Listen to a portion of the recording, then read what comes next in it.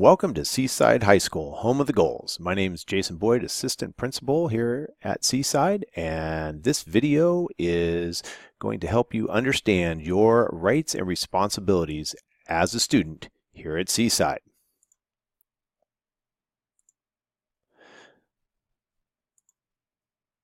Mission statement here at Seaside High School: preparing all students for a productive future. That really truly is our goal. We would like to build relationships with every single one of you and all of our staff members to make sure you have the best experience possible while attending Seaside for your 4 years. Our philosophical statement: Seaside High School's staff, students, parents, and community are committed to developing confidence and competence in an inviting atmosphere that promotes lifelong learning. Expectations for students' behavior. As we go through this video, we'll provide you with the standard information provided in the handbook, and I will provide you with some examples as we go through. At any point in time, if you have more questions, please ask your teacher to pause the video and you can discuss those issues as needed. And then pick up where you left off. All right, here we go. Expectations for student behavior. Number 1, academic focus. This is an academic institution, and we are hopeful that every student who walks through these doors at any particular point in time to be a student will graduate from Seaside High School. We want to provide you with a safe environment. We want to make sure that every student walking into this building feels safe and secure when they're here. That's based on our building situation, the classrooms, dealing with staff, and working with other students. We take pride in our school. We hope that you take pride in yourself and in our school. We, again, want to make this place somewhere where you feel confident and are excited to say that you are a goal. We encourage everybody to treat each other with respect. There are lots of opportunities for academic support here at Seaside High School. New this year, teachers will be in their classrooms from 7:45 a.m. to 8:05 a.m. You'll have that opportunity to access teachers if you missed class the day before or you're going to be gone later that day. You can then access those teachers in the morning to catch up on the work that was missed. Classroom instruction will be from 8:10 a.m. to 3:10 p.m. And new this year is colloquium. This is an opportunity to work with 2 staff members and develop a relationship of support where they can help you and guide you through your 4 years here at Seaside High School. Colloquium will meet for 25 minutes on Monday, Tuesday, Thursday, and Friday. Your colloquium assignment will be handed out to you when you pick up your schedule, if you have not seen that already. In fact, you might be in a colloquium class right now watching this video. From 3:15 to 4 p.m., teachers will be available to meet with you and discuss academic needs as available. Some of our teachers are also have multiple activities that they are providing for our students outside of the regular school day and may not be available in the afternoon. Please set up times with your teachers. If you're going to meet with them at this point in time, don't just expect that they will be in their classrooms without you communicating with them. As you would expect here at Seaside High School, drugs and alcohol are not permitted at school. This also includes drug paraphernalia, look-alike drugs as determined by the administration, non-alcoholic beer. Offenses are progressive. So as your first offense, then your second offense will have a greater repercussions, and then so on. Those start beginning with a 5-day suspension and conclude with expulsion from school. Let's talk about attendance. Attendance is one of the key components for being successful in high school. The state requires or suggests that students are in school 90% for the year. We would really encourage that everybody is at 94% for the year. In order to have good attendance, it will really benefit you as a student to be in class. So let's look at a definition of an absence. A student who does not arrive to class within the first 10 minutes of the period. So the tardy bell rings at 8:05, you have 5 minutes to get to class. The second bell rings at 8:10. If you are not in class by 8:20, you will be marked as absent. This will have repercussions for extracurricular activities. As far as class goes, again, missing class has a detrimental effect on your learning. Any missing work due to an absence will be completed within 1 day of the absence. So if you have class on Tuesday, you miss on Wednesday, you then have Thursday to complete Wednesday's work, and it will be due on Friday. Please communicate with your teachers ahead of time. You can use email, you can talk to them personally, you can have your parents call. Setting up prearranged or communicating your absence to your teacher will greatly benefit you and your class. Here are the types of absences that we record here at Seaside High School. Excused absence. This is an absence that is excused by your parent or guardian with a note. So they have communicated with the office for the reason for your absence. This still counts as an absence in class. It still counts as an absence for extracurricular activities, but it will be considered excused. A prearranged absence is one where you go to the office, pick up a form, take it around to your teachers, let them know that you're going to be gone for a period of time, usually an extended period of time. If for some reason you had to leave for a funeral, or your family was going to be gone for a couple of days, or if you were surgery, or you just know you're going to be gone from school, you can do a prearranged absence, get your teachers to sign that off. Hopefully you're collecting your work at that particular point in time, or arranging that you can get your work done, and you turn that into the office. Extracurricular absences, those have to do with sports or field trips, and those are non-penalty absences as far as keeping track of whether or not you're in class for school purposes, but you do need to complete all of your work within the same time frame for an extracurricular absence as you would for any other absence. School authorized, this may be something for missing a class for a meeting in the counseling office, something with ASB. It could be like a PSAT test, something that's going on that the school has authorized that you can be gone. This will be in the same category as an extracurricular type of absence as far as making up your work. Unexcused. So an unexcused absence is any absence where your parent or guardian has not communicated with the school as to the reason why you were absent. Unexcused absence can accumulate, and those can lead to repercussions not only by the school but also by the state. And then we have suspension. Hopefully nobody will be in this boat, but this would be basically you will not be in school for some type of infraction of the school policy. The last one is a field trip.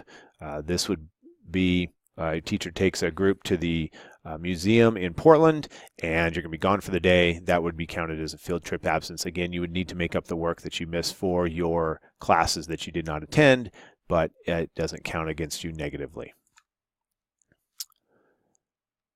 Building entrances. When we talk about creating a safe school environment for students, it does come with some drawbacks. One of those is the fact that we have a lot of doors to our building.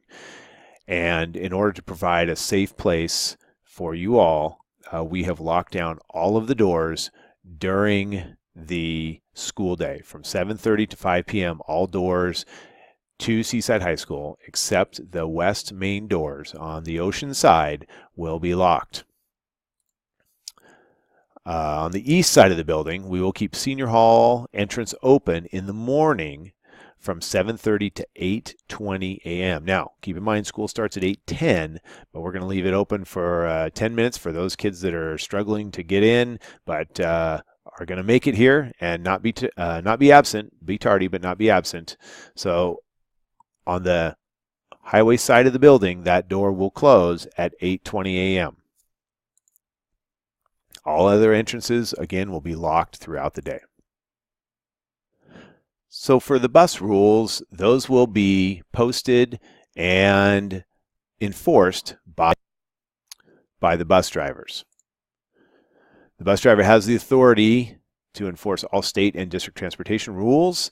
If you need to see a copy of those, you can look at those, again, as any of these other rules in the Students' Rights and Responsibilities Handbook, as well as the Seaside High School handbook itself. Some basic ideas about riding the bus. Be responsible for your own actions. If you will take care of yourself, then the likelihood of you having to be disciplined on the bus will be minimal. Be respectful of yourself and others. The bus has a lot of kids on it, sometimes up to 60. In such a small space, your rights are diminished because of the surroundings of others. So please be respectful of others and yourself as you're riding the bus, and of your bus driver. You know, they're trying to provide you a safe way home, and we don't want to distract them and put them in a situation where it may be more dangerous to drive. Campus parking.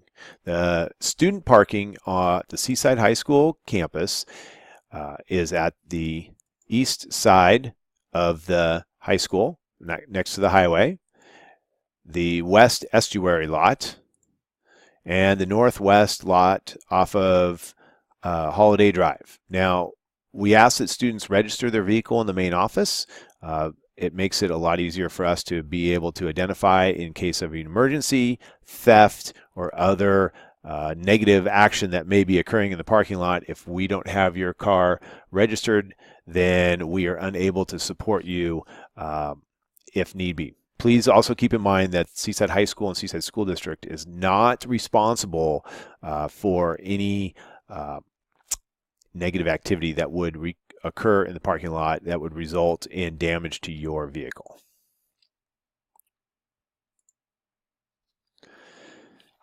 Cheating in classrooms. A lot of folks believe that it's okay to cheat once in a while. It makes it, maybe you run out of time, so you're just going to borrow your friend's paper just so you can get the assignment done. This is a very serious matter, as we are an academic institution. Cheating is intentionally submitting work which is not created by yourself. Cheating interferes with the rights of other students to have a fair education. A student in your class cheats on a math test, gets a really good score. The rest of the class is graded on a curve. The students who did not cheat get a much lower score because of that situation.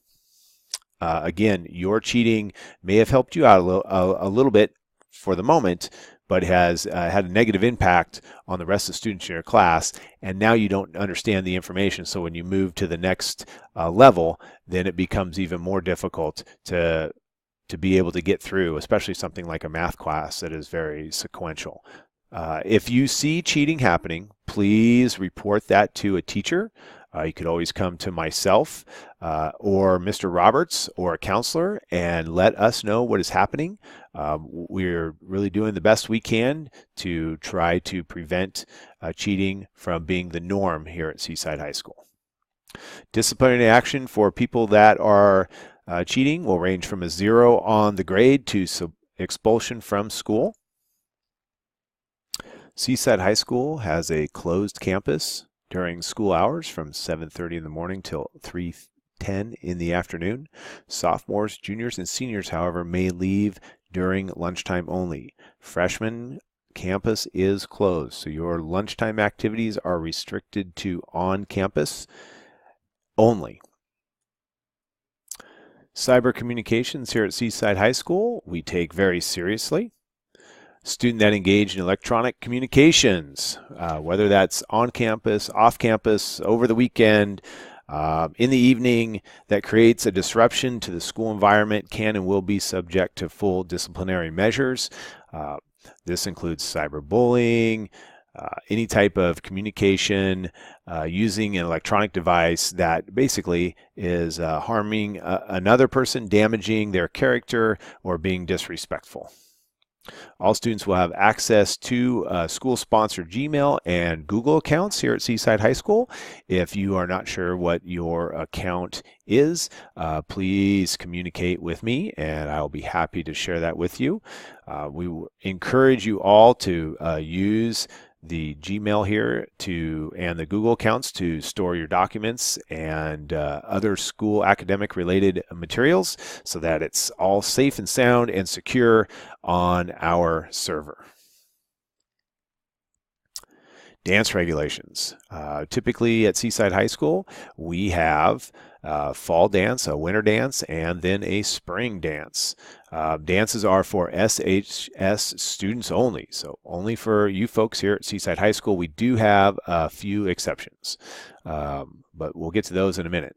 Dancing must be respectful. We are allowing dances to occur. We feel that those are a very important part of developing good social skills here at Seaside High School, but we ask that the dancing be done in a respectful manner. Guest passes may be obtained through the main office, so you'd bring those to me, and those would be approved prior to your guest coming to the dance, and that has to be done a minimum of 24 hours prior to the dance. Dress code and grooming here at Seaside High School. Shoes must be worn at all times. This is a safety reason with over 400 students in the building and 30 plus teachers. There's a lot of folks here, a lot of opportunity for feet to get stepped on, and if you're not wearing shoes, it could potentially become an issue. So shoes are worn at all times. Clothing with inappropriate messages or is distracting to the educational process will not be tolerated. This is the definition here that we will be using to determine if clothing is appropriate or not. Is it distracting to the educational process?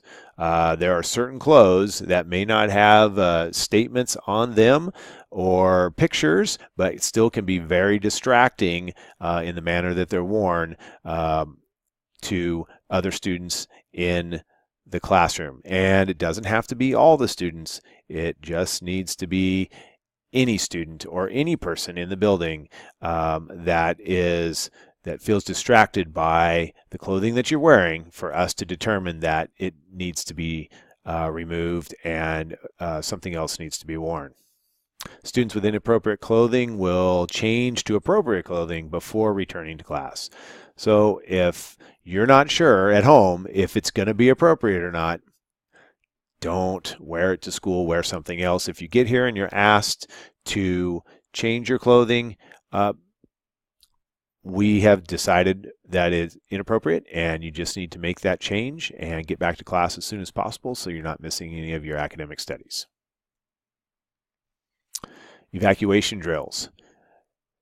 Fire drill. So what we'd like you to do when you hear the fire drill is to quickly and calmly exit the classroom in which you're in with your teacher and head to the track, which is at the north end of the school, and your instructor or teacher will have a place that they are supposed to be and will need you to be there. In the event that a fire drill or an evacuation occurs while we're not in class, say we're in the gymnasium and it's during an assembly and there's a fire drill, you would return to the previous period's teacher. So if you had Mr. Tanabe during second period and we were in the gym just after second period for a fire drill and the fire drill sounded, you would find Mr. Tanabe and stand by him while we executed the drill. Earthquake, you would duck and cover in class, and when the earth stopped shaking, then we would exit as quickly as possible. For a tsunami, which would probably most likely be associated just after an earthquake, You would exit the building as quickly and safely as possible, cross Highway 101, and then you would head south to 12th Avenue and then head east and follow that road to the corner of Shore Terrace and Skyline for the drills. If it is an actual tsunami, you would basically walk up to the top of Skyline to get to a safe elevation. If you have any questions about fire drills, or if you are in a particular physical situation and you know we have like a tsunami drill planned, please communicate with us ahead of time. We don't want to inconvenience you to the point where it causes any harm when we perform a drill.